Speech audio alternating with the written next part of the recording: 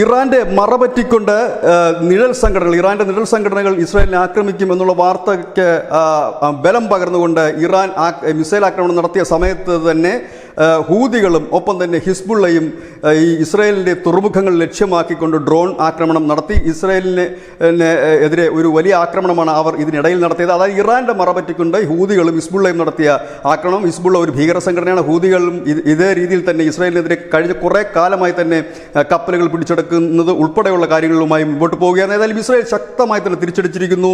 ഈ ഡ്രോണുകളും മറ്റും തകർത്തിരിക്കുന്നു. ഇസ്രായേൽ ഇപ്പോൾ നൽകിയിരിക്കുന്ന പുതിയ ഒരു ഉത്തരവ് യുദ്ധത്തിന് തയ്യാറെടുക്കുക എന്നുള്ളതല്ല, പകരം തിരിച്ചടിക്കുക എന്നുള്ള ഒരു നിർദ്ദേശമാണ് ബെഞ്ചമിൻ നെതന്യാഹു സൈന്യത്തിന് നൽകിയിരിക്കുന്നത്. അതായത് യുദ്ധം സ്റ്റാർട്ട് ചെയ്യാനുള്ള ഒരു നിർദ്ദേശം ബെഞ്ചമിൻ നെതന്യാഹുവിൻ്റെ ഭാഗത്തുനിന്ന് പോയിരിക്കുന്നു എന്നുള്ളത് തന്നെയാണ്. അതായത് ഇറാന് എതിരെ ശക്തമായ ഒരു തിരിച്ചടി നൽകുക. ഒപ്പം തന്നെ ഈ ഹൂതി ഹിസ്ബുള്ള കേന്ദ്രങ്ങൾ, അതായത് ഈ യമനിലും മറ്റുമാണ് ഉള്ളത്, അതിനെ നിരന്തരം വ്യോമാക്രമണം നടത്തുകയാണ് ഇസ്രായേൽ. അങ്ങനെയുള്ള കേന്ദ്രങ്ങൾ തകർക്കാനായിട്ട് ഒരുപക്ഷെ കനത്ത ഒരു വ്യോമാക്രമണം ഒരുപക്ഷെ യമനിലും ഇസ്രായേലിൻ്റെ ഈ അതിർത്തി രാജ്യങ്ങളിൽ, അതായത് ഈ പ്രത്യേകിച്ച് ഹിസ്ബുള്ളയും ഒപ്പം തന്നെ ഹൂതി വിമതരുടെയും ഒക്കെ കേന്ദ്രങ്ങൾ ഉണ്ടാകുമെന്നുള്ള കാര്യം ഏറെക്കുറെ ഉറപ്പാണ്. News desk news India Malayalam.